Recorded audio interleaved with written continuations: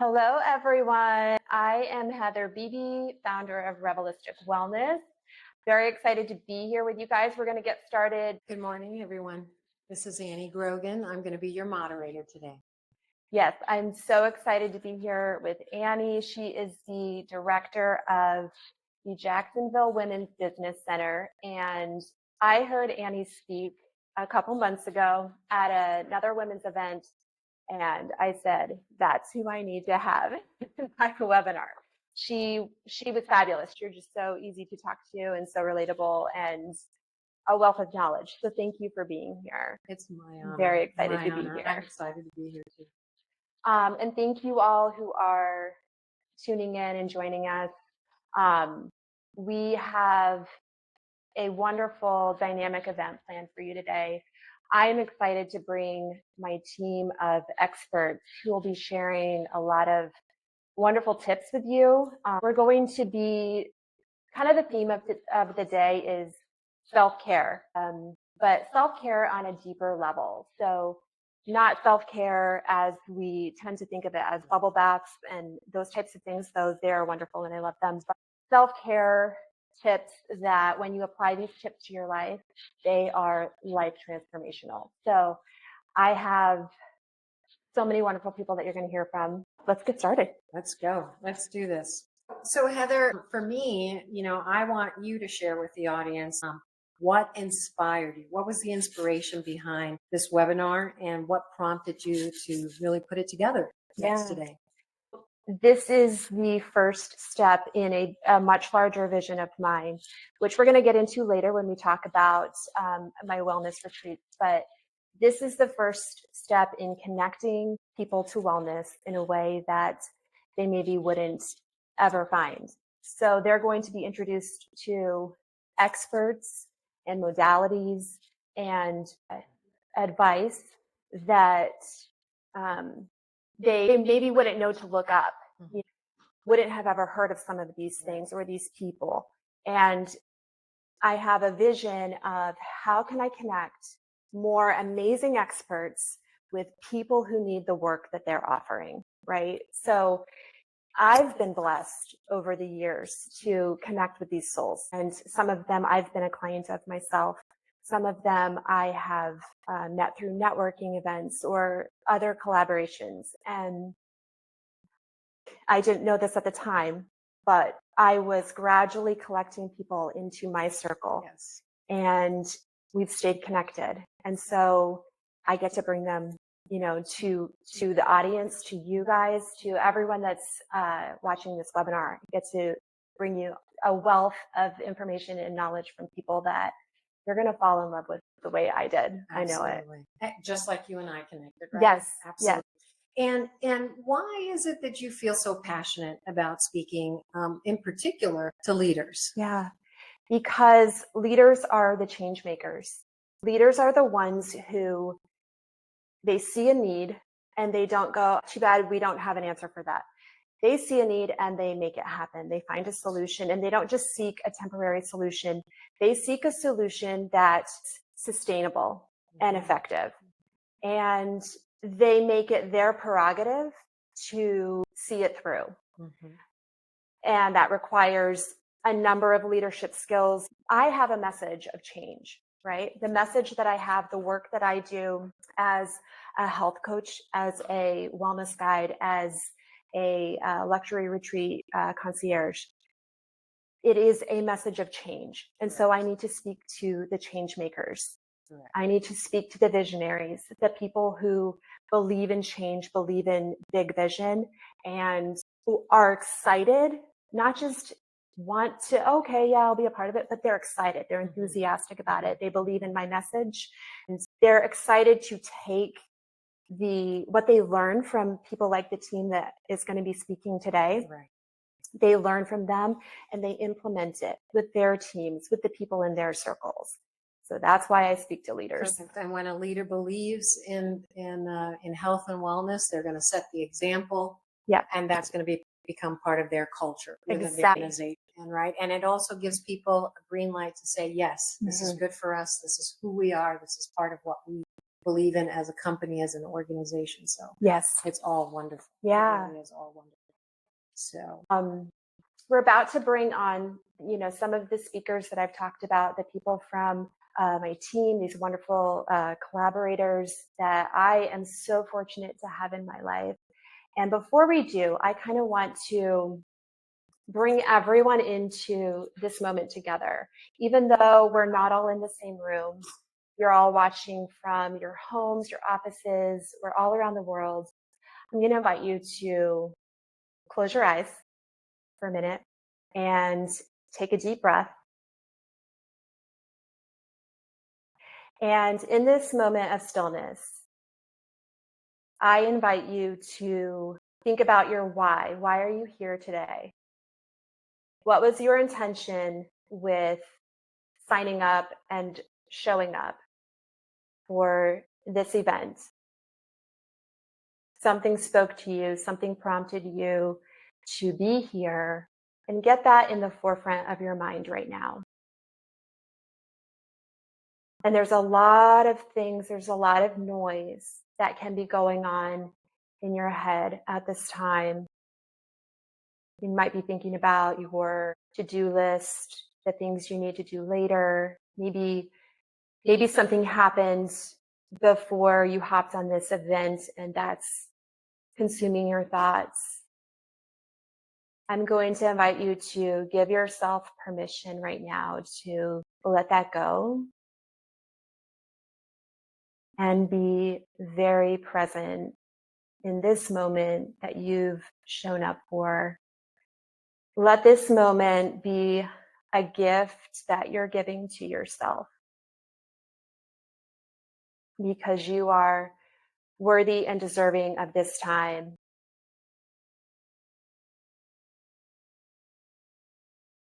And let this event that you're here for be an act of self-care that you're indulging in today for you. Notice anything that you feel in your body, if it's anxiety, if it's stress, and breathe into that space and give it permission to leave.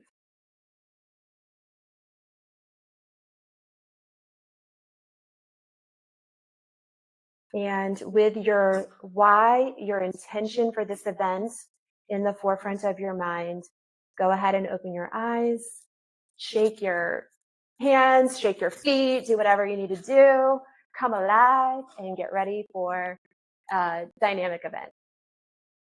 Awesome. Thanks, Heather. I think that was a great introduction. It sets the tone for us. And now we're all going to learn together. We're going to hear some amazing people. And actually, our very, very first guest today is Leanne Jameson.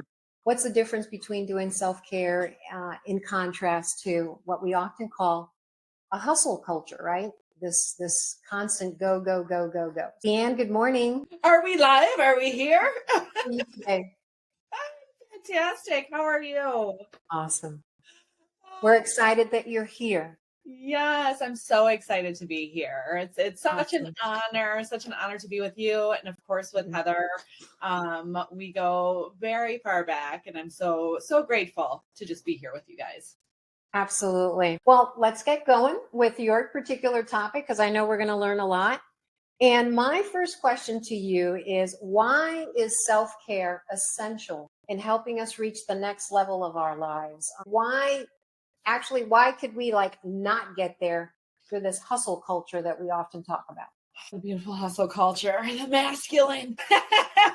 Yes. So like what you and Heather were saying, in the beginning was just like, oftentimes what do we think of when we think of self-care? And it's just like these little things that are still important, right? Buying yourself flowers, going and getting bubble baths, or, like drawing yourself a bath. And I remember starting there on my self-care and self-love journey of just like, I remember I felt like I won the day when I was like, I took a bath in the middle of the day and I locked the door so that the kids couldn't come in. Right? It's like, I am winning. And I have come so far from then. As visionaries, as leaders, it's imperative for us to take care of ourselves. We are so focused in such a heart-centered way of like bringing other people up and inspiring them and helping them reach their highest potential, that again, it's like, well, if you're spending that much time on them, what are you doing for yourself?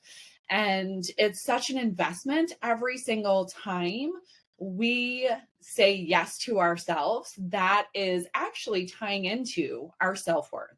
That's tying into our self-love. So I think that, again, it's like all of these small things are so important of, you know, taking the moments, taking the times, taking the vacations, taking the date nights and everything. They're important aspects, but the big, huge, like this missing component is this embodiment of self-care, like really truly embracing it, embodying it as like, this is just who I am and this is how I show up. And when we do that, that speaks volumes to self-love and to self-worth. So when we're taking moments for ourselves, we see them as investments. We see them as giving into, because when we're giving into ourselves, it pours out. So when we're looking for that next level, the hustle and the grind, like, don't get me wrong, it's probably taken us, you know, to where we are. And where we are, yes, although successful in whatever terms, however terms you identify as successful, a lot of times what I'm seeing, and I know that what you guys are seeing, is like we're burned out. We're, you know, giving and pouring, and we're running around and we're doing all the things and we're depleted. And that is not how we're meant to live, or that's not how we're meant to be as leaders, as visionaries, as this next wave I see of leadership. So yeah, I hope that answered. Absolutely. Well, hey, right? We have to love ourselves first, right? And then when we love ourselves first, people can see that, right? And then we can we've got to be our best, right? Before we take care of others. Exactly. And it goes back into, what is the word, like the statement of just like, you teach others how to treat you. Yes. And I add in, you also teach yourself how to treat yourself. Right. Within our minds, within like how we're talking to ourselves, the time that we're investing in ourselves. And self-care is, you know, it's that taking time for ourselves, but the investment in our time, our money, our energy. And when we go like into, like, I love retreats, I hold retreats, I go to retreats, I invest in mentors and coaches, because that's also pouring into ourselves. That's self-care. As leaders and visionaries, we are constant learners. So that, again, is just this statement into, I am worthy of also taking time. I am worth it. And I'm showing other people how to do this as well, because as leaders, people are looking to us, whether or not we like it or we want it. They are constantly, whether it's our kids, our family, our community, our team, right, our employees. So that's such an important aspect. Absolutely. Do you think that success without self-care is sustainable? Oh, no. I mean, like, you can see that. See it over and over and over. And even from these people that we look up to, like, I think about, I went to a Live to Lead conference, which was amazing. Right? It was like Rachel Hollis was there, and there was Al Robbins, and then, you know, John Maxwell, and he was talking about how imperative it was for him. Like, he got to a point within his health that was deteriorating because he was not taking care of himself. And this is not, again, that's not the way we're meant to live.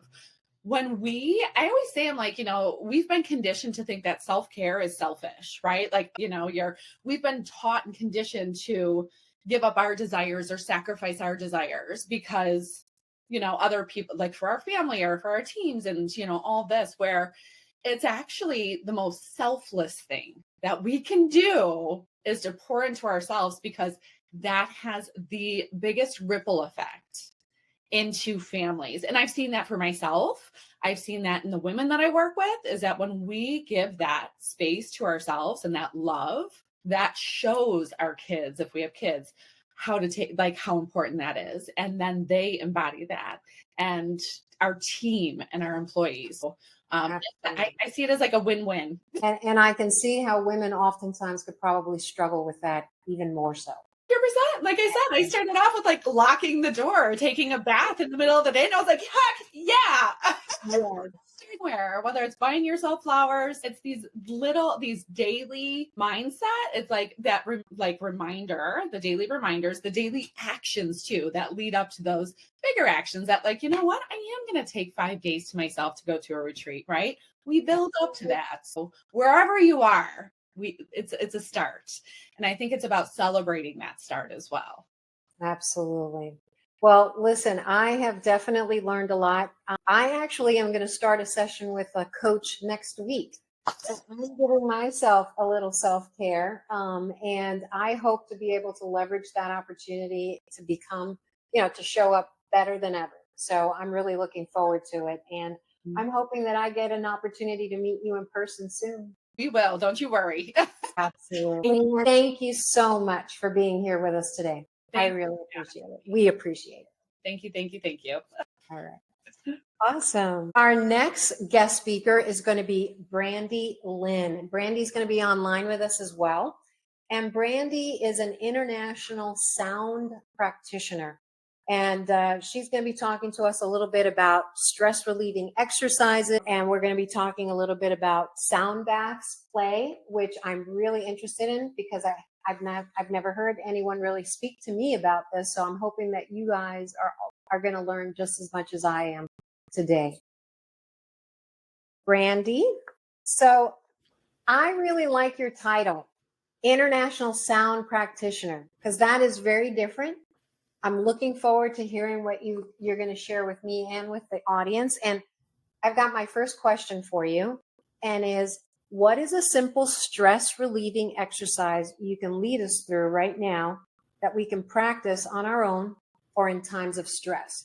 But maybe before we get to that, tell us a little bit about what sound practitioner means.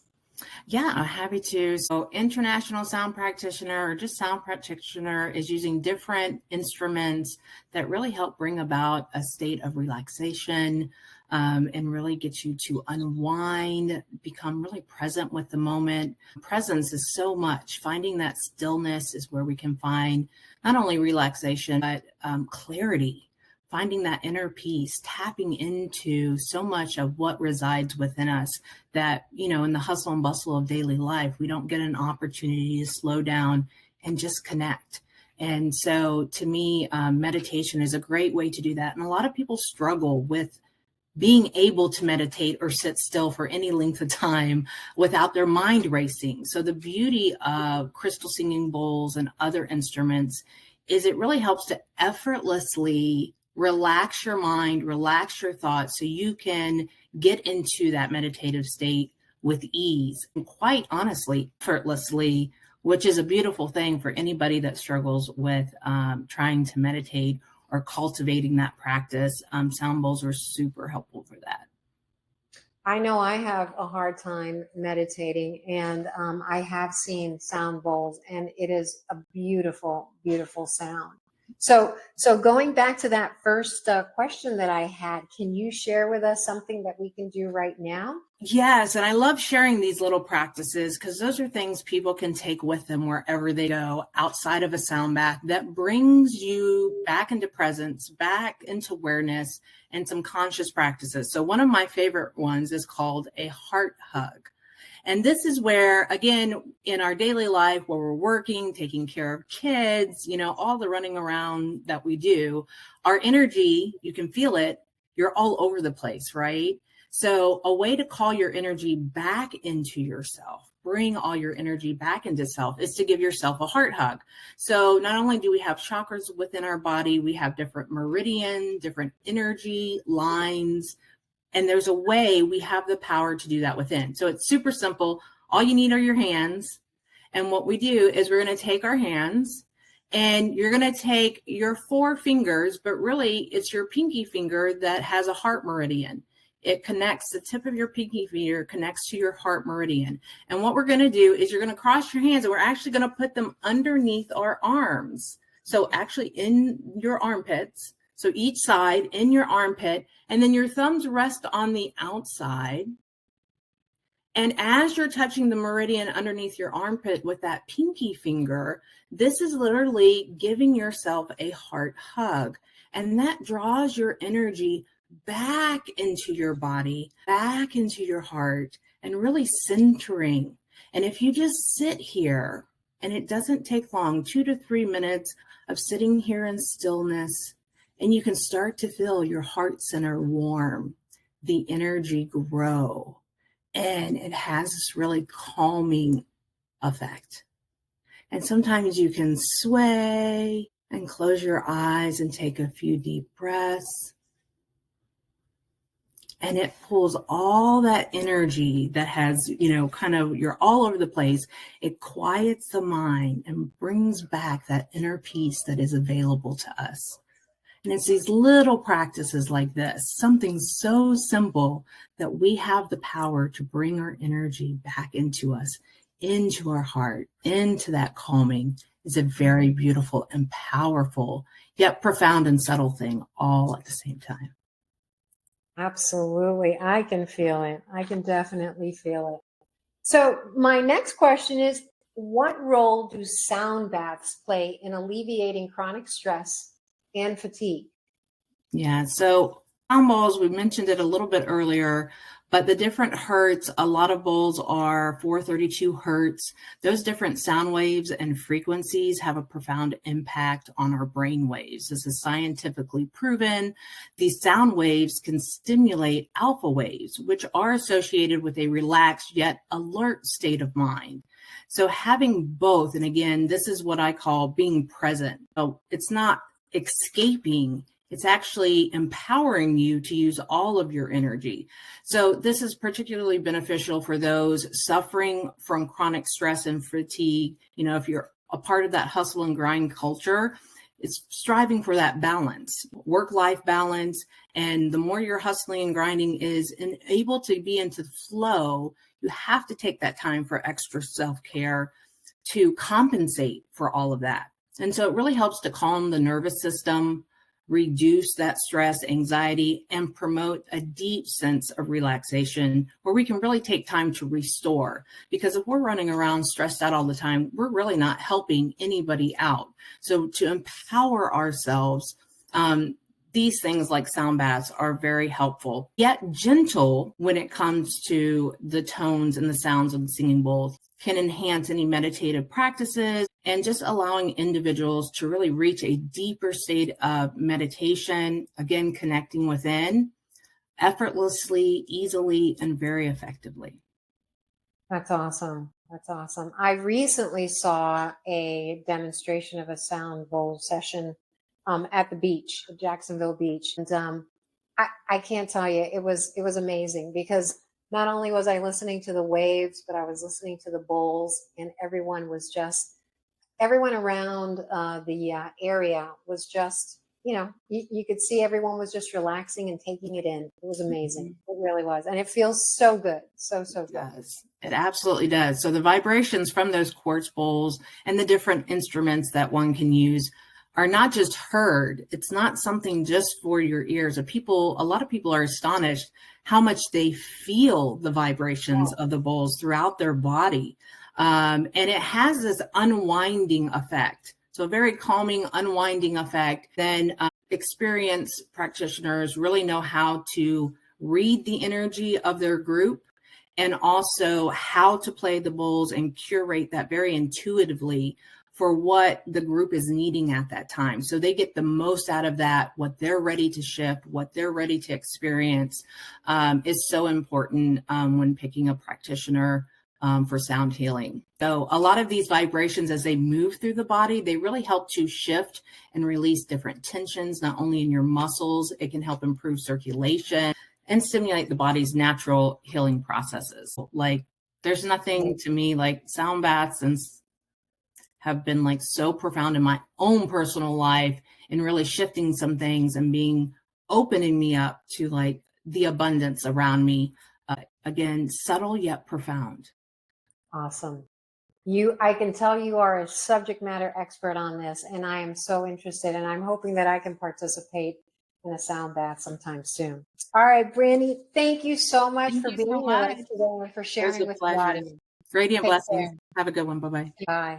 The next person that we're going to interview is Claribel Corona. Claribel. I'm going to say it exactly the way it should be pronounced. Claribel Corona. Claribel is a wellness and beauty coach. She is local here to the Jacksonville area. She and I had an opportunity to chit chat this morning when we got to meet each other. And lo and behold, there's several things that we have in common, which I totally loved. And so I'm really excited because now I can consider her my new friend here in Jacksonville. And I'm looking forward to hanging out with you and, talking to you some more. I'm just really, really happy that we met. I am absolutely thrilled to have met you and just the people that I continue to meet in my life. And I love that, you said Claribel Corona. So Claribel. Yes, Claribel. My daughter's name is Maribel. Yes. So and I actually said that to Heather. I was like, oh my God, that's almost like my daughter's name. fun fact, I was supposed to be a Maribel. Really? Yeah. Oh my gosh. But I was named after a soap opera character, Really? Claribel. Yeah. Yeah, a telenovela. Telenovela. A telenovela. Very good. Maribel, we're going to be talking a little bit about spa days today and beauty treatments and stuff like that. So let's begin by asking, how can embracing spa days and beauty treatments as nurturing self-care really transform our sense of self-worth and empowerment in profound ways? Boy. So as a health and wellness counselor and a beauty and skin therapist, that is what I preach. So something that Heather and Leanne were mentioning is self-care is not selfish. And it goes beyond taking care of us, taking care of ourselves, like taking a bubble bath, getting our nails done, getting our hair done. These are all absolutely wonderful things to do for ourselves, right? But it goes a little bit deeper than that. When we talk about spa treatments, like massages or aromatherapy or facials, which I provide, skin sessions, it goes deeper than that. So my number one reason is mental clarity and stress reducers. Yes. So when you get a massage, when you get a facial, when you have a session with aromatherapy, there's a different level of stress reduction that you get. Running, walking, exercising, all great things to do, and I promote every day for stress relief. Right. But when you invest in yourself in that deeper level, there's just an enormous amount of stress relief that you get, endorphins that are created, right? So we lower our stress levels and we then hike up, those feel good hormones. And there's actually studies that has been shown that taking spa days or retreats, such as what we're talking about today, investing in things, actually shows an increase of those stress level hormones reduce. And then those feel good mood busters hormones elevate. Right. What happens when you feel good? What happens when your stress levels go down? Well, you make better decisions. You do. You have that banana, you have that apple instead of having those French fries. You make better decisions in your business. You make better decisions in your personal life. And it's a reciprocal kind of action, right? So you feel better, you make better decisions. Correct. You feel better, so all that has to do with just, taking time and investing in yourself. And it can start small, but really, I think having like this retreat that we're talking about, that, Heather has created this beautiful platform for us to talk about. Yes. It may not be something you can do today, but it's something that you can plan for tomorrow. And it's micro tasks. Yes. We put so much on ourselves. We live in a world of data. We walk around with little computers in our hands. Yes. And we want to do it all. But it's about taking these micro tasks. So if you could only do one thing, let that be the retreat, and hit that reset button. for your mental clarity and your stress Yes. reduction. Yes. So that's my number one. I mean, there's a plethora of things that I've written down and that I can talk about. I mean, self-confidence, Right. healthier body, mind, and that mind-body connection. So, but my number one is stress relief and that mental clarity. Absolutely. So can you describe for us how feeling good in our skin can elevate our success in business and in life? Absolutely. So, fun fact. So I actually say with my business, I always say, feel good in your skin. Not only look good, but feel good in your skin. So it's because when you feel good and you look good, again, we talk about making these better decisions, right? We make better decisions for ourselves personally, but for our business. So that's always key. But then as leaders, we're leaders of something, whether you lead an organization, whether you lead your family at home, Yes. regardless, you lead by example. Mm-hmm. So if I practice what I preach, and leading by example means taking care of myself. You know, that cliche, if you don't have that, your cup fill, how can you fill Exactly. your, everyone else's cup? Exactly. So my family knows that my morning routine consists of me time.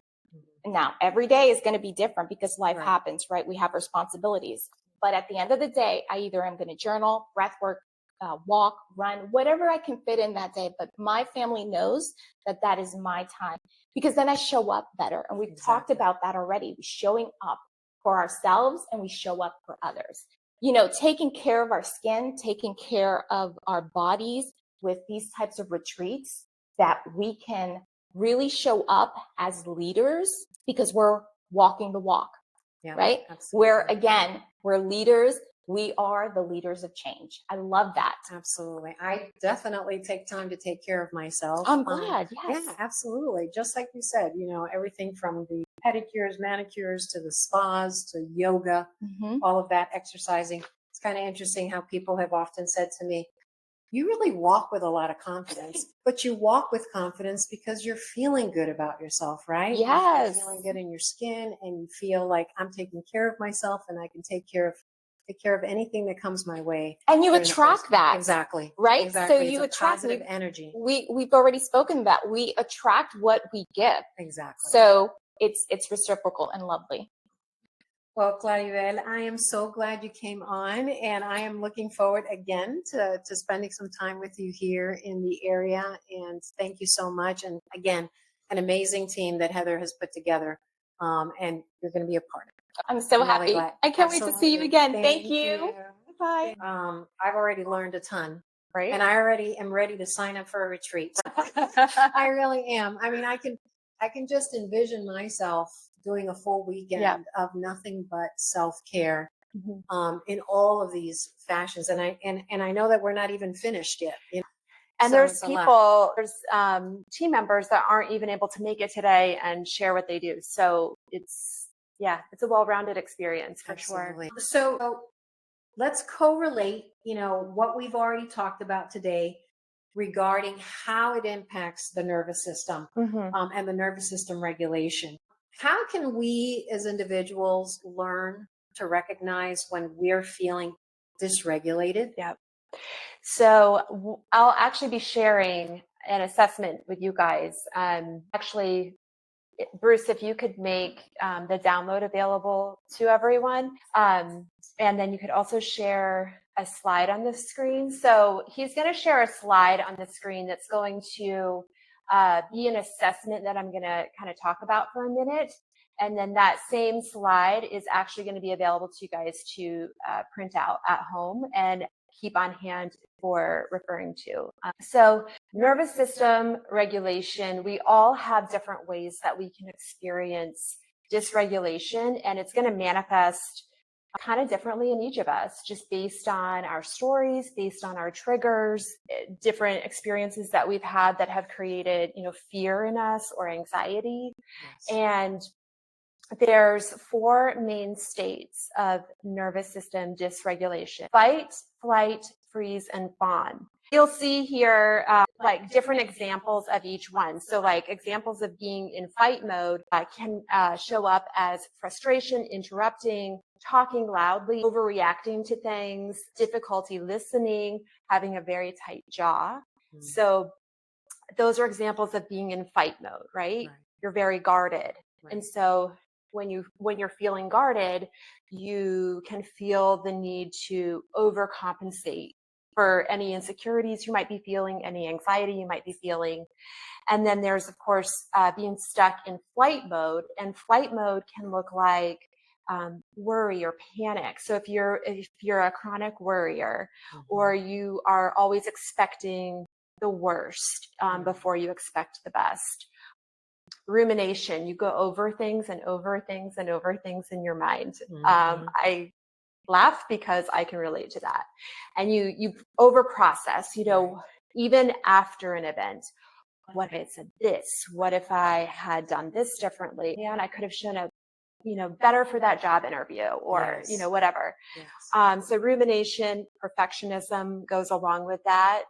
And, just feeling that need to be perfect. What are people going to think of me if I'm not? What if I make a mistake? Rushing, not in flow. You're always in like a state of panic and rush, pushing past limits. And I'm not talking about challenging yourself, but I'm talking about overextending yourself. And then workaholism. So, and that goes hand in hand, right? And again, I think there's a difference between grit and grind. And I like to make that differentiation, because to me, grit is that drive, that ambition, that I am going to succeed at this. And you're giving your all, you're giving 100%, right? Grind is you're literally grinding yourself to nothing. You are not prioritizing self-care. You're not prioritizing what you need mentally and physically to succeed. And so that's not productive, and that's not beneficial for ongoing success. It's not sustainable. And then, of course, being stuck in freeze mode can look like numbing everything out, spacing out, literally frozen. Think about, some people's response to a stressful situation, maybe if they're being chased, or they literally freeze. Imagine that type of response in just an everyday stressful situation. You lack the ability to take action, make a decision, or move forward in some way, and you stay stuck in a situation or a conversation, and you don't take action, or you stay stuck in a place in your life that you're unhappy. Not listening, chronic fatigue, procrastination, all examples of the freeze mode. And then the last one is being stuck in a fawn state. And fawning is examples of that is having a hard time saying no, people pleasing, pretending to agree when maybe you disagree, but you're too afraid to speak your truth. You don't want to cause conflict. I can relate to this one too. Feeling somewhat of an identity confusion. When I'm around these people, I'm like this, and I say this, and I believe this. When I'm around these people, that shifts. Okay. Lack of assertiveness, not asserting yourself in moments that maybe are compromising your values.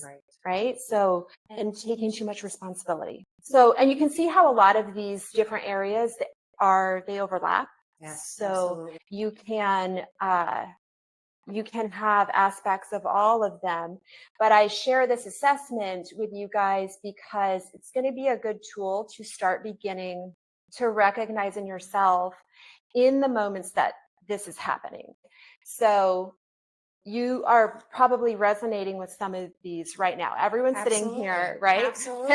It's going through my mind, and how it shows up at work, how it shows up social environments. Absolutely. I can relate to not much of it. And you can probably also trace it back to almost the origin of maybe why you started to feel that way, why your response is that way to certain things. And usually it goes back to, events in childhood or events earlier in life where we were programmed in that moment to respond in that way. And so we've just been responding on autopilot.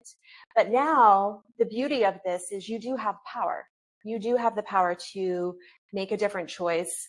And just by bringing awareness to how am I showing up in this way? Correct. How is my nervous system dysregulation being expressed? And once we have the awareness on what that looks like for us, that's when change is possible and can take place. Absolutely. As a person who has, many years of HR experience and having to work with employees, in corporate America, having to deal with the issues that employees, bring to work, I can see. And oftentimes these things just really, like you said, they become part of our personality, even though we can acknowledge that this is an area of my own personal life that I would like to change, but not taking the action, not investing in yourself to then work on that so that you can change it. I can see how the retreats might be able to help. And so tell us a little bit about how you feel that the retreats can actually help us with this. It's wonderful to hear about this and be here today and kind of get some basic knowledge of it, but we're really just scratching the surface, right? So there's so much more. You now have an assessment, you can start there on your own, but changing the way we respond and react to things is a practice. Yes. It's habit forming at its best. Yes. Because you think about the list that you just looked at. Think about the ones that were resonating for you and how those show up, like what you were saying, in your job, in your career, in your family, in whatever circles you engage in. How are these manifesting for you, and how do you feel when that's going on? Many of the tools that we exercise in our retreats are, as you've been hearing from all of these practitioners today, these are all tools that require guidance. Okay. They require a mentor or a facilitator of sorts to implement them with you and give you time to practice them, teach you how to continue implementing those in your life, even past the retreat. Right. So for the purposes of establishing a practice of nervous system regulation that is going to be sustainable for you as you move forward outside of a retreat, you really need that time. So our retreats are built around giving you the tools, teaching you how to not just use them in that moment, but how do you carry them forward? Absolutely. I can see the true benefit. We do. Sometimes, again, we just can't sort of pinpoint. We know that there's something that's not right. We know that there's something that we want to change, but we don't even know how to start. Right. And like you said, we need someone who's got the experience and the expertise to help guide you through. Yeah. And as we learn and we start adapting and changing, we become better in ourselves. So, and you get away from your day-to-day life, and that can be really valuable too.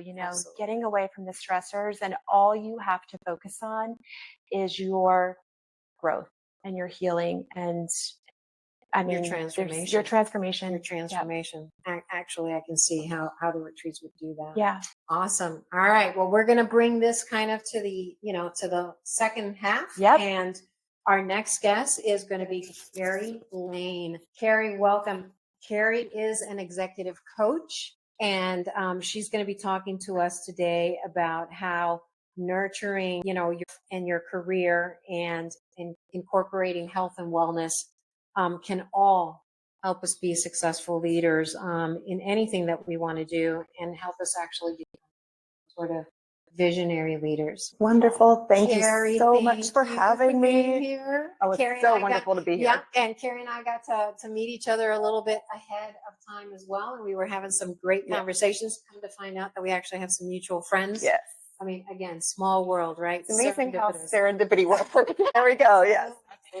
Absolutely. Well, so Carrie, in what ways does nurturing our health and wellness fuel our journey to business success? I love this question, and I love actually following what Heather just spoke about. There is a part of the executive coaching practice where we focus on leadership competencies. And when we look at what the leadership competencies are, that's how we are applying what we know, our experience, our expertise to the business world, to our company, to our position.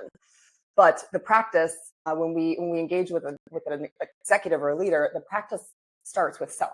Mhm. And so when we impact and focus on ourselves first, we can then impact our teams, and then our teams as a collective can impact others. And that's where real influence comes in. And so at the beginning of an engagement with an executive, we start with an exercise that has to do with unlocking the subconscious. When you can unlock the subconscious, you are living in a space and time that is authentic, and it helps connect you to yourself more than a lot of the other fundamental practices that I think people put into play. And what does this look like? So under 5, we live in a state of subconsciousness. And there's an event that has happened to everybody under 5. And it is a fight or flight event, which is just similar to what Heather was talking about. And that leads us to tell ourselves something. It is one sentence that we tell ourselves in order to cope. What happens is it's traumatic to us at that time. It could be getting chased by a dog. It could be your parents not coming home late and you're hungry and you don't know when you can eat, but now you're concerned because it's getting dark, right? Mhm. And so when you live in that very egocentric state under 5, you end up giving yourself that one coping sentiment, and then that stays with you for life. And until you are giving yourself the space to unlock that, and if you think about your mind like a desktop computer file, all the files are shuffled around. Right. And until you can extract them, you can't reorder them. Right. So what we encourage people to do is to tap into that subconscious state. And remember, the subconscious knows no time. So you are still acting out of that sentiment as a 5-year-old until you figure out what it is and heal it. And for some people, that comes out as I'm not enough. So I'm either going to work very, very hard, have a workaholic mindset, one of the examples Heather just gave. And that means that you are trying to prove you're enough. Or it might change how you make decisions to where you are afraid to do things because you're afraid you're not enough, right? And that might be one example of a mantra that somebody told themselves.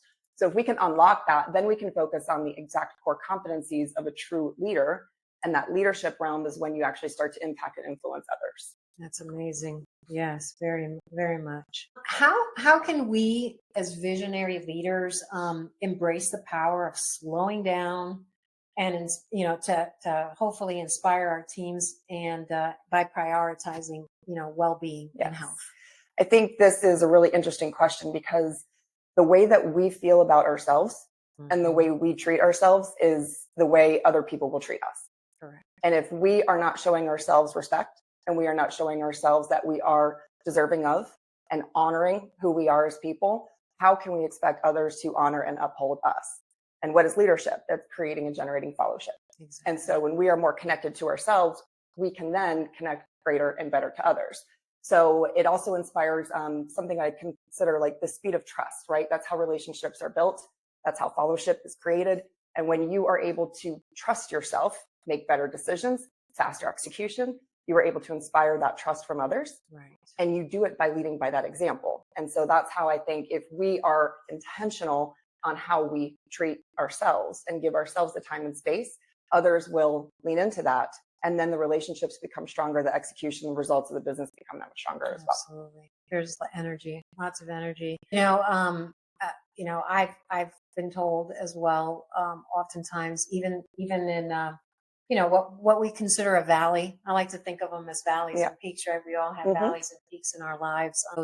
Those valleys are hard times that we're going through, whether it's family, work, whatever. Being able to practice, something that will give you that fortitude and will give you that strength.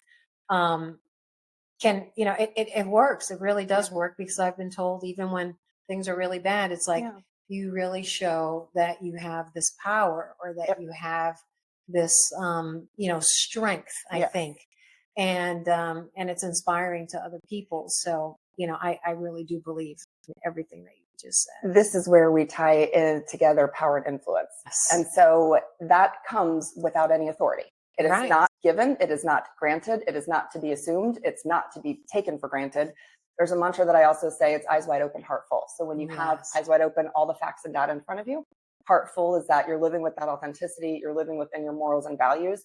If you're making decisions with those two in alignment, your decisions are better, but also as is your ability to influence. And what does that mean? It means that you are able to change and shape the attitudes, behaviors, and outcomes of others. And so when you are a leader that is powerful and influential, you have the chance to be a change maker. Exactly. And so how do you get power and influence? 3 very specific ways that lead directly to why I love that this retreat is formulated and formatted and offered in the way that it is, you are able to do that through practical experience, right? You are able to do that through strategic relationships, and you are able to do that through self-development and self-care. Exactly. And you only will achieve true power and influence if you are working within those three. And so what I love about the retreat idea is that you are giving yourself an immersive experience. Right. You are rooting it into your subconscious. You are rewiring the synapses in your brain, and you're doing it in a strategic relationship way with the people that are there in the retreats to help.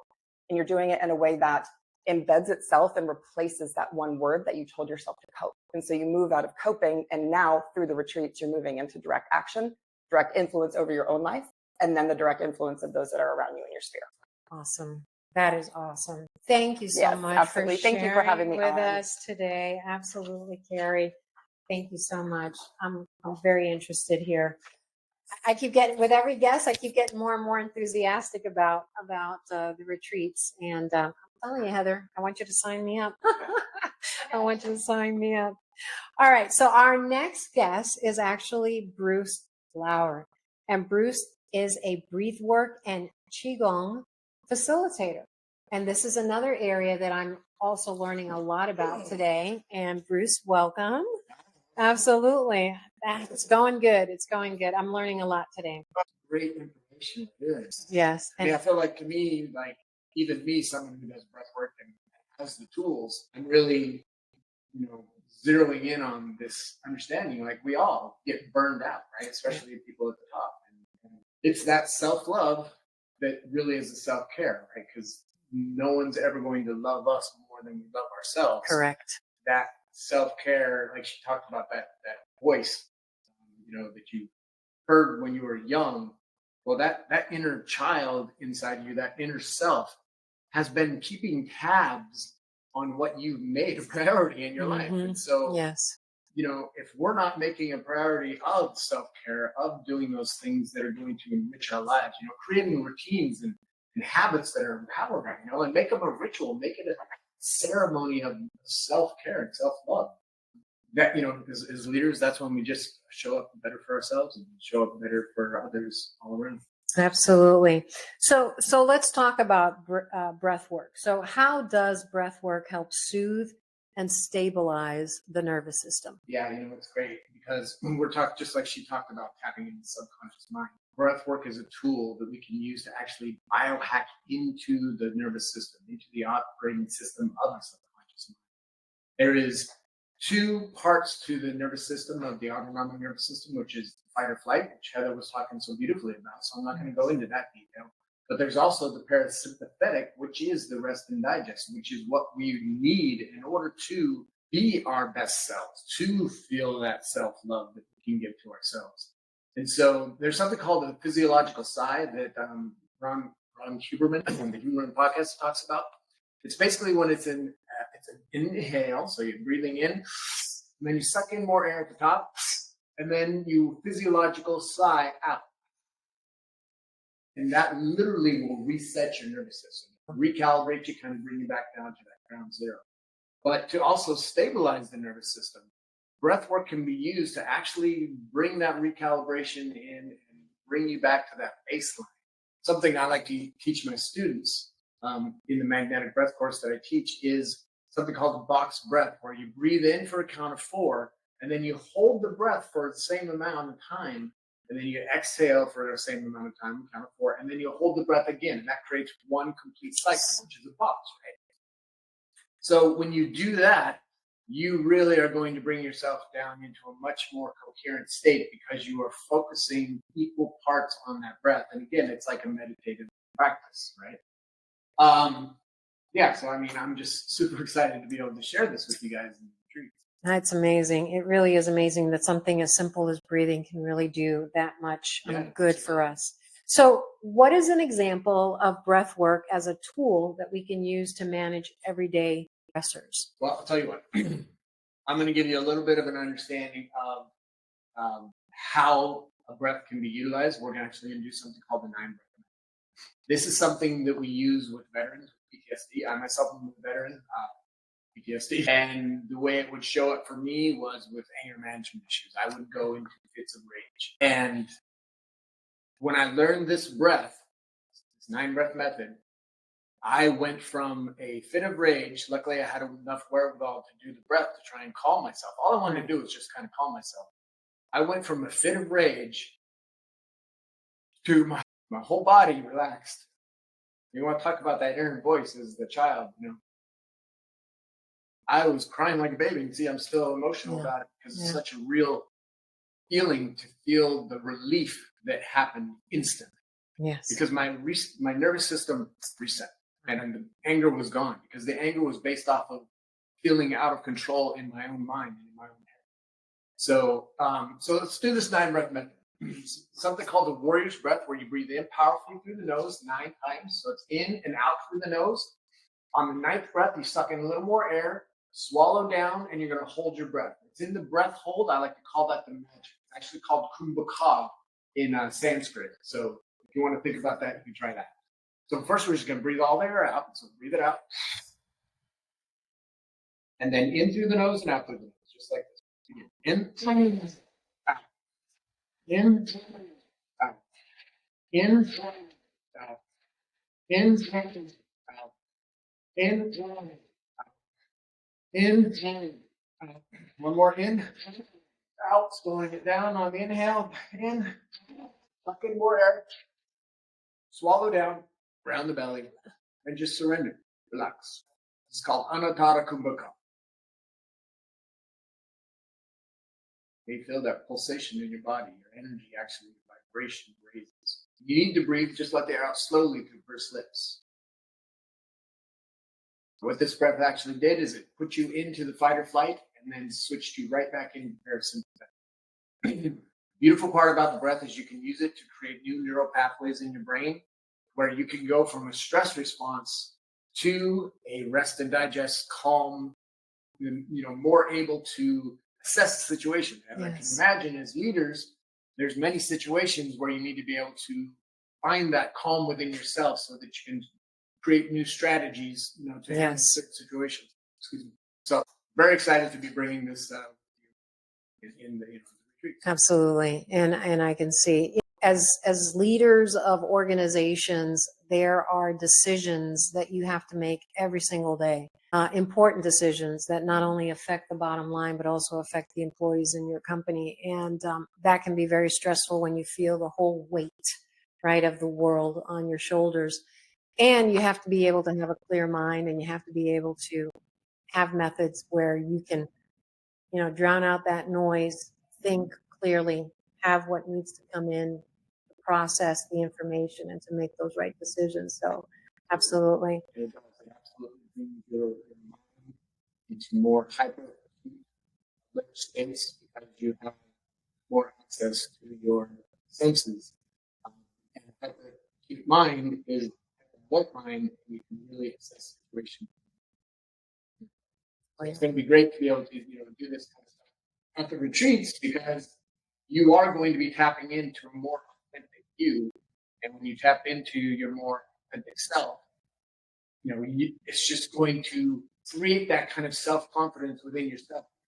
This known, embodied experience, what is true for you, it can show up in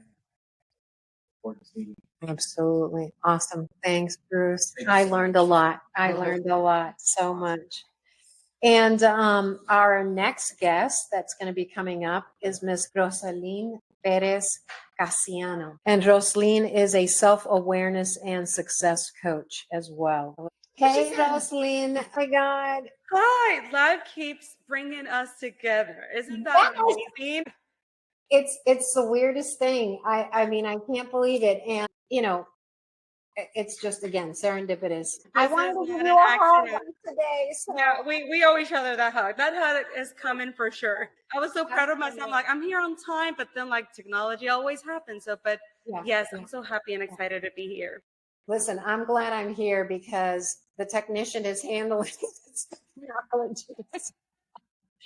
So, Rosalyn, I shared with everyone that you are a self-awareness and success coach. And so I've got a couple of questions for you.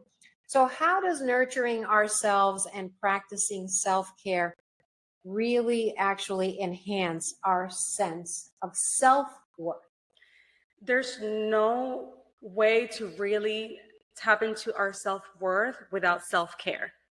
We may fool ourselves and say, I love myself and I'm the best, but if we don't take the time to self-care, it's not going to equal self-worth, because self-care is the cause and self-worth is the effect. So let me bring a different perspective to this. If you watch a horror movie, if you watch a comedy or a drama, why do you think you react? You react because even though you know it's not real, your subconscious doesn't. It takes everything literal. It feels that it's the real thing. So therefore, your emotions respond accordingly. So if you prioritize everything else in your life, your business, your husband, your partner, your children, everything else other than your self-care, what your subconscious is going to do is interpret that everything else comes first and you're last. Yeah. It doesn't matter the rhetoric, the things that we say to ourselves. It's the math. There's no way around it. I see so often in my clients, and this is something very, very common in people that have children, like with parents and motherhood.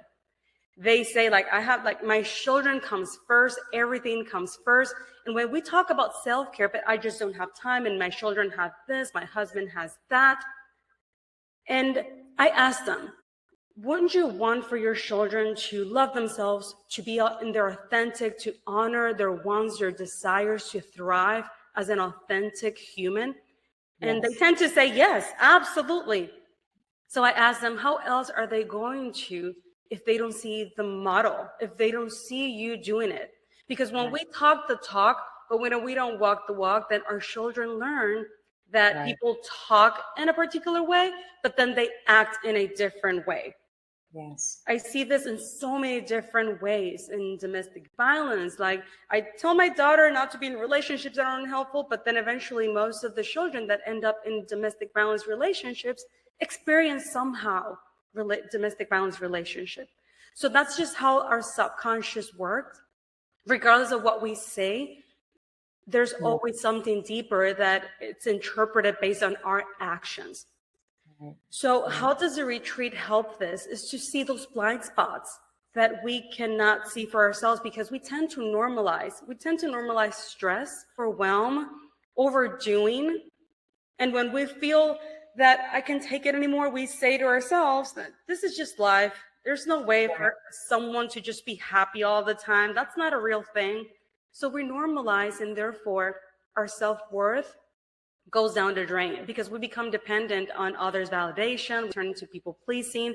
We get addicted to overdoing, to high achieving, to accomplishing things, because that's where we get our exchange of worth.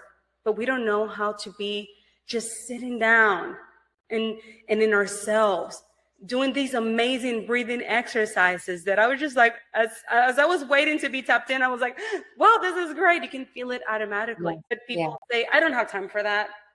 So that is resistance, because your body doesn't think that you are worthy of taking that time for yourself. Absolutely. Absolutely. Yeah. And my next question, I think, is going to be even more interesting, because the question is, how does self-worth relate to net worth, right? And that there is a correlation there, but share with us how that works. Yes, everything is correlated. And net worth is the end result of an abundance mindset and lifestyle, which the way to really access it is through self-worth, that it's founded in abundance mindset. Yes. Yet many function in a scarcity mindset, and scarcity is not equivalent of how much money do we have. Because you can have all the money in the world and still function out of scarcity. So scarcity is founded in survival, in needs. But ask yourself, do we really need a lot? We don't. What we need is air, food, sleep, and a place to be safe. Everything else we can pretty much be without. But yet when we feel that I need this to happen, when we use words such as need, waste, don'ts, toxic negative, then what we're doing is triggering our nervous system and our survival, because the body feels without. There's lack of, not enough, which is going to be perceived as a threat. And as Heather was saying, will activate that fight, flight, freeze, fawn response. Yeah. And yeah, so when we understand the way that we talk, when we understand how our mindset shifts in our behaviors and our actions, and if these are rooted in scarcity, then guess what? We activate stress, we activate overwhelm, which takes us away from the ingredients that are needed to self-worth and net worth, which are inspiration, creativity, intuition, playfulness. Those are not available if we're operating out of stress constantly. So to access our net worth, we benefit from living in abundance. But how can we work with something that we don't know how to identify? That's why retreats like these will give you the tools. How can you know that you have a spider in the back of your head? Unless someone tells you. But if not, then you will be walking around. If that spider doesn't move, you'll be walking around with a spider in your head. So mentorship, retreats, resources like this will help you access knowledge, self-awareness, and then you truly will tap into that self-worth that will lead you to that net worth and live in abundance and value and worth. Amazing. Thank you so much. And it also makes me think about, practicing gratitude, right? For what we absolutely, living a life of gratitude every day, just remembering how we are so lucky, right? And so many others can also help us and balance us out. Well, Rosaline, thank you so much for being here with us today. And I greatly appreciate it. And we owe each other a hug, don't we? We do. I'm looking forward to our next meeting on the 11th. Yes, absolutely. All right. You have a wonderful day. Thank you all. Wonderful Saturday. Bye. Awesome. My gosh, I loved it. I totally loved it. Our next guest is Greta Fremo. And Greta is a manifestation coach and energy healer. And she's going to be coming and sharing with us from halfway across the world almost, right? And so as soon as she comes on, we can get going with our questions for Greta. Greta. Hi, Greta. How are you today? Hi, I am doing really well, and I'm so happy to be here with you. Absolutely. It's my honor to meet you. Absolutely. I've heard so many wonderful things. I looked you up last night and was doing a little bit of research, and you do some amazing work. And so we're really honored to have you here. I've learned so much today. I mean, it's incredible, how we can rewire ourselves to be our very best. Sometimes we need that guidance and we need that expertise. So I've got a couple of questions for you. So my first one is, in what ways do our limiting beliefs prevent us from embracing practices that nurture and heal our bodies and mind? Thank you. That's a really, really interesting question. And I'm going to share how I see it. So I believe that your mind consists of two main parts, the conscious and the subconscious mind. So your conscious mind is the part of your mind that is listening to me right now, at least if you're paying attention. Yes. It's the part of your mind that makes decisions about what you want, and it's the part of your mind that has the willpower to make the choices that will take you in the direction of your goal. Until your willpower runs out, that's when the other part of your mind takes over, which is your subconscious mind, or kind of the autopilot. So our beliefs, whether they are limiting or empowering, live in your subconscious mind. So your subconscious mind is the part of your mind that controls about 95% of your behaviors. It's the part of your mind that drives your car, grows your hair, and answers your significant other when you're busy reading or being on your phone while they're talking to you. So you might not even realize that you were answering them because your subconscious mind was doing it. Yes. And you can think of your conscious mind like this little happy, joyfully energized ant running in the direction of your goals and desires. And the problem is that this ant is running on top of an elephant, the subconscious mind. So where do you think that will go? Exactly. No matter how fast it's running and no matter what direction it's going to end up where the elephant is going. Yes. So then what guides the behaviors and actions of your subconscious mind? Well, that's where your beliefs come in. Your subconscious mind will use your beliefs as the blueprint for your life, for the biochemistry in your body, and for your actions. In order to know what your subconscious beliefs are, you can look at your life and you can see, are you living your goals? Because your life is a printout of your beliefs. And if your beliefs aren't in line with your goals, there's going to be a difference. Your beliefs have another important function, is they are the filter through which you perceive your reality. So when you change your beliefs, that makes a difference in how you experience your reality, and it changes how your body responds to your surroundings. Meaning, changing your beliefs literally changes your body chemistry because it changes your epigenetics. So this means if you can change your beliefs, you can actually change your life. And ever since I learned this, I've been on a quest to find the fastest, most efficient way to make sure my subconscious mind is aligned with my goals and desires. And so that, therefore, I got trained in multiple energy psychology and energy healing modalities that allows me to help my clients and myself release limiting beliefs and install empowering beliefs in their subconscious mind in minutes. Wow, that is amazing, fascinating. And so describe to us how self-talk can be transformed from an act of self-sabotage to an act of self-care. This is really interesting because a lot of people have such damaging self-talk. They speak so poorly to themselves. And I like to talk about the power of your spoken word, because your words are super important for two main reasons. They are how you communicate with your subconscious mind, which the previous speaker mentioned.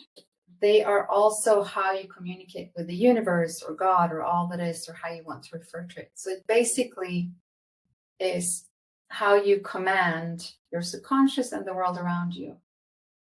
And the subconscious mind does not understand, no, it doesn't understand sarcasm or irony. So it will literally take anything you say as truth and fact. So if you use your words and thoughts to put yourself down or to talk about negative things about yourself or your life, you will get more of that because you're instructing your subconscious mind and the universe to bring you more of that. But if you use your words wisely, they will actually help you create the life you want. And I'll give you an example from my life. So recently I decided to take up bicycling again as exercise after 10 years of not being on my bike. So I got my bike fixed up, and then I decided to go out on a bike ride one morning. And that morning I started thinking, I don't know where my gear is. I don't know how to do this. Maybe I should just, skip the whole thing. And then I stopped myself and I was thinking, if I knew where everything was and what to do, what would I do first? So then I did that thing. I would go charge my bike computer. I did that, and I knew exactly where it was. And then I went and got dressed, and everything was where I thought it was. And it took me 5 minutes to have everything in order, water bottle, computer, everything. And I was ready to go out on my bike. And that was just because I was changing how I was talking to myself from wanting to procrastinate to saying, okay, what's the next step? If I knew what to do, what's the next step? And suddenly I was on my way. Absolutely. Amazing. It really is amazing. I have those moments myself all the time, when we're trying to convince ourselves. I'll use an example. A couple of weeks ago, there was an amazing jazz fest here in Jacksonville. And I was going to attend the fest with some friends. And at the very last minute, my friends said that they couldn't go. Something happened and they couldn't go. And I was already getting ready to give up on it. It's like, how can I go to a jazz fest by myself? And as you said, I had a talk with myself, and I said, there is nothing wrong with going to a jazz fest by yourself, because you're not going to be by yourself. I went and I had an amazing time, right? And I would have missed out had I said that. And that's just a minute example of what you're trying to say, of how we talk to ourselves and how we convince ourselves of things that maybe are not beneficial to us. So, yeah. Greta, thank you so much. You have an amazing expertise, and I'm fascinated by what you can teach us. So Thank you for being here with us today and sharing with the audience some of what you do and some of what they can experience if they decide to participate in our retreats. Thank you so much. My pleasure, and I'm looking forward to seeing you in our retreat. Yeah, absolutely. Thank you so much. All right, so we're gonna kind of bring this to sort of a wrap up, and so we're gonna finish with Heather back with us. And Heather, gosh, I'm telling you, I'm amazed, and I'm really feeling good about all of this. And thank you again for inviting me to be here, because it has allowed me to really take in a lot of great stuff. So we've been speaking largely to leaders in the business world today. Yet your wellness retreats are set up to serve individuals, couples, groups. It doesn't really matter. So how would each type of retreat still be targeting leaders? So I feel like Clarabelle actually started to steal my answer earlier. She's sitting over here, so I'm like, and she said it so beautifully. And I love those synchronistic moments where, you end up following a thread and you don't even plan it. My definition of a leader is someone who's taking the lead role in their life, right? So that can be a business person, and that can be a couple, a couple who's very solid in their relationship. These are the couples that we're speaking to for these retreats, that we're calling into these retreats, are the couples who I like to call it they want to reach that power couple status. And I think of power couple status not as celebrities or achieving a certain amount financially or fitting a certain image. I think of power couple as a couple that is so solid in who they are individually that when they come together, it is dynamic, right? Yes. And they have this energy and this powerful vibe, even in their circle of friends, their families. They are continuously growing individually together. And that growth is what launches them even further. So it's those couples, and I'm so blessed in my own life to have one of these relationships. And he's sitting here, guys. It's the breathwork guy. I'm so blessed to be in one of those relationships where we are continuously growing individually and then together. And he's my biggest supporter behind these retreats. I'm so thankful. And don't feel like your goals are too small. Don't feel like, well, we aren't launching retreats. You're showing up in your life in whatever role that is. And you're wanting to be the best that you can be at it. And same thing with individuals. So it could be, a leader can be someone, like to what Clarabelle was saying, who's leading their home. They're the ones that are organizing the fundraisers. They're the ones, when you have an emergency, they start the meal train. They pick up your kid when you're running late from work. So there are so many different avenues that a leader can exist on. That's why when I created the retreats, I felt strongly that it needed to reach every component. A leader in the business world who might be booking a retreat for their team, a leader in the home who might need just a weekend of reprieve and relaxation and growth, or like I said, the power couple, the dynamic team that is looking to, up level their life. Amazing. Yes. And I've seen them. I've experienced couples like that. And it's like this energy that they bounce off of each other or that they give each other. It's palpable. Absolutely. And there's this sense of admiration, right? One for each other. Can you share the inspiration behind creating your luxury wellness retreats and what sets them apart from other retreats? Yeah. And I touched on this at the beginning when I was talking about my inspiration for the webinar today. It comes from the same place, a desire to build something bigger than me, a movement. And I literally, when I started getting just the initial ideas for the retreat, started out in my journal, right? That's where all my best things come from, is my journal.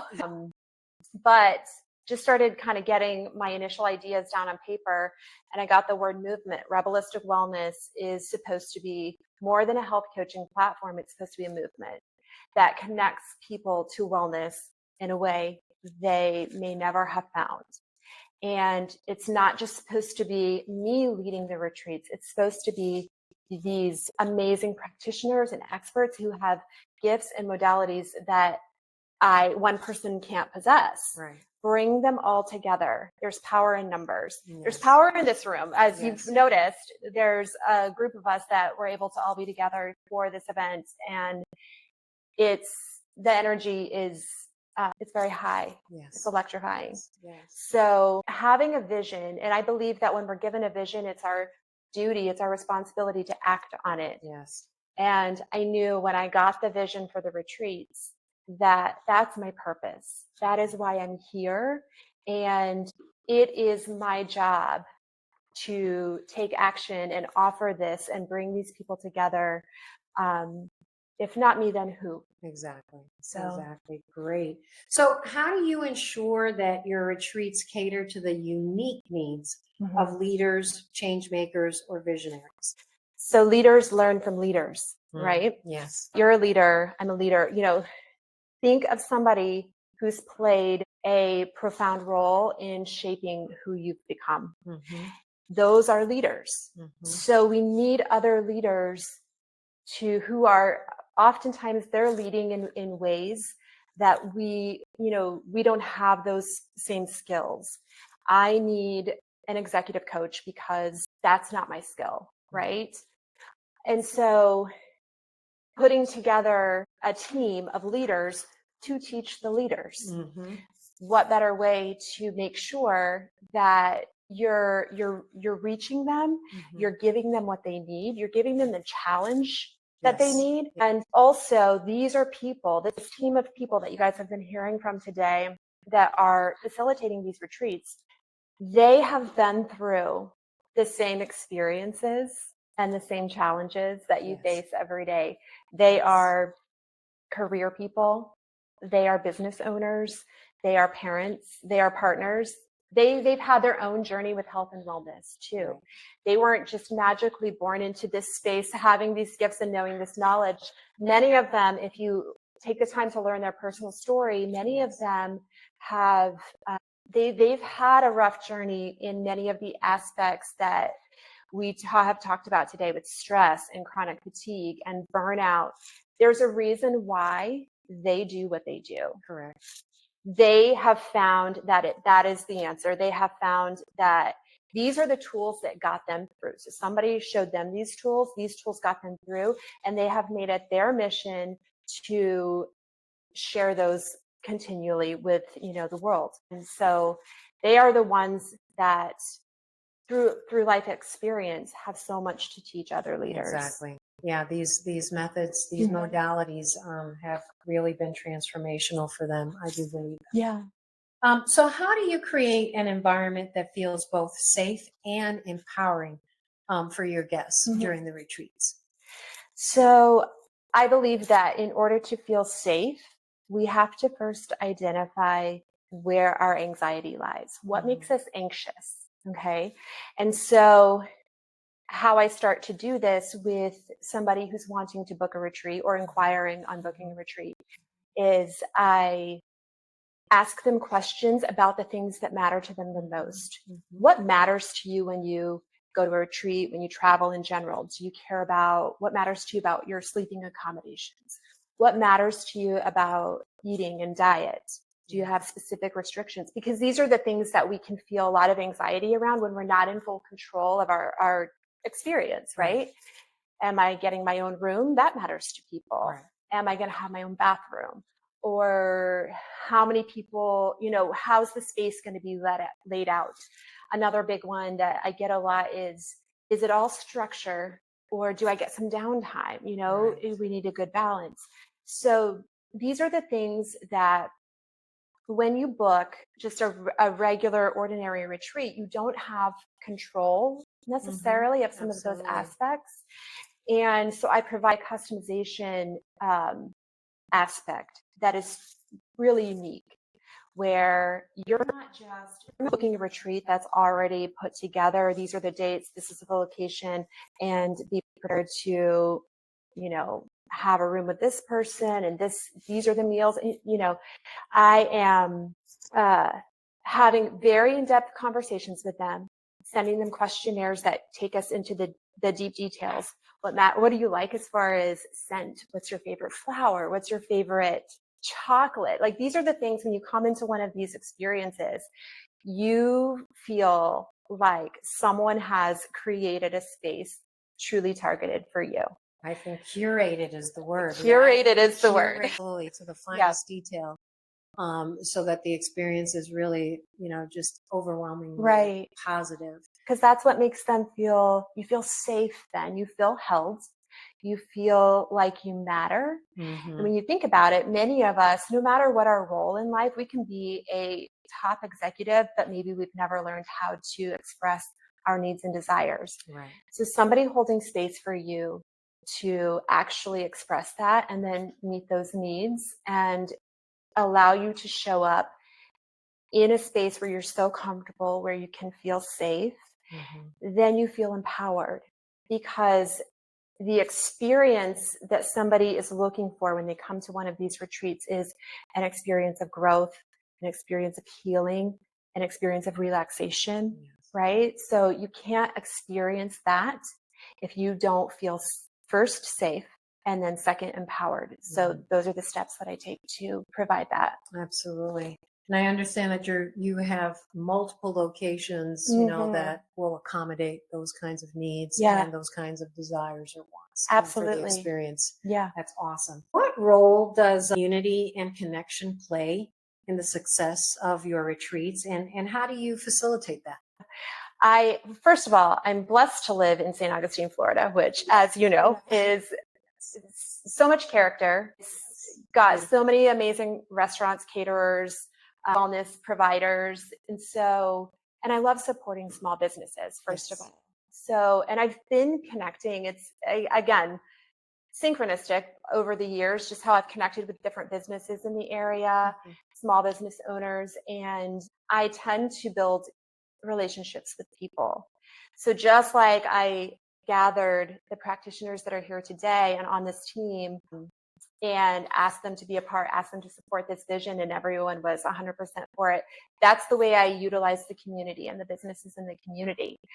Do you believe in this? Can I use your services? You're an amazing caterer. You're an amazing yoga instructor. And so in that way too, I mean, that feeds my soul, just knowing that I'm supporting someone else. And I take the time to learn their story. I take the time to understand their product. And I choose companies and businesses that support something bigger than themselves, right? So they're organic tea and coffee, and maybe it's fair trade, and it's supporting a community in Brazil, or you know, I have all of these stories, and when the story speaks to me, I know it's right. Right. So the first thing I do is I get the story, and I know if it's a good fit, you know, because that means we share the same values, and that's important to me. Absolutely. I love that. Totally love that. Totally love that. What role how do you ensure that the benefits and lessons from the retreat continue to impact the attendees long after the retreat, right? This is not a one and done, right? It's not a one and done. Yeah. And this has come from my experience with different retreats and things where I've gone and I've had an amazing experience, right? And then sometimes you leave that wonderful weekend that you've had, you've learned so much knowledge, you go back, Monday morning hits you in the face, and it's like, what now? Because that's when you're going to be challenged. Right. The challenges don't come generally while you're there in the moment. They come when you go home. Yes. And so you need that ongoing support. So I had the idea where, okay, they need to have this wonderful growth experience, and then they need to have continued support after. Right. And so they transition, and there's a number of different ways this works depending on what option they book, whether they do individual, couple, or a small group. Okay. But depending on what they book, they flow into a continued program where they have access to me and sessions with me and continued support. So they're moving into just a continued container that allows them to further their growth and implement everything, because they're going to have questions. Right. They're going to have questions that they don't think of in the moment. They're going to have them, coming at them later. And so they need to have a place where they can still have that mentorship. So they leave the retreat, they might leave the physical location, but they're not leaving the support system. Right. That's amazing. That's Mm-hmm. really, because I've been kind of walking myself through a retreat while we've been here, and I can absolutely see how maybe, a month down the road, I might need to go back to one of the modalities that you showed, that you taught us during the retreat, because I need maybe help in that particular way. So it's really awesome to know that you're going to be there to sort of continue, right, what was started with them. So, and that's awesome. And you might even have new options for them as you work with them. What are the next steps for anyone who's been listening to us today and has been with us right now, who might be ready to book a retreat with you and go through this amazing experience that you're curating for them? Yeah. Well, I've made it really simple. And there's about to be something that pops up on your screen that you can just click. And it's going to take you to my website where you can get more information on the retreat. So you can read a little bit about it, right? You've been sitting here, you've been listening. You might be feeling like you have an overload of information because you've gotten so much amazing information today. So now go to the website, explore. Read about it, get an idea of what feels right for you. Is it the individual experience, the couple's experience, the group experience?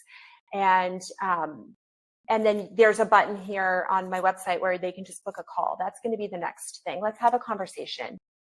And the website is rebelisticwellness.com. And you need to go on there. I won't go into the whole story behind the name of my business now, but Rebelistic, I know you've never heard that word before. It's the words rebel and holistic together. So go on my website, you can read about that. But rebelisticwellness.com, follow me on social media, and book a call with me. Let's have a conversation. And I love to talk. I love to connect. And I'm kind of envisioning, first and foremost, it's very obvious that there will never be two retreats that are identical.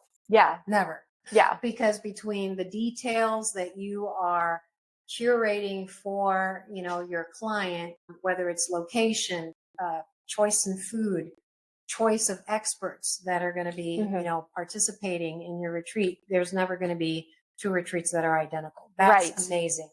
Yeah. And I guess I should probably spell the website for you because it's not actually in the dictionary. It's REBOLISTIC. So rebelisticwellness.com. And follow me on social media too. Facebook, Instagram, LinkedIn, all the things. Awesome. And book a call and let's talk. Awesome. So next steps. Awesome.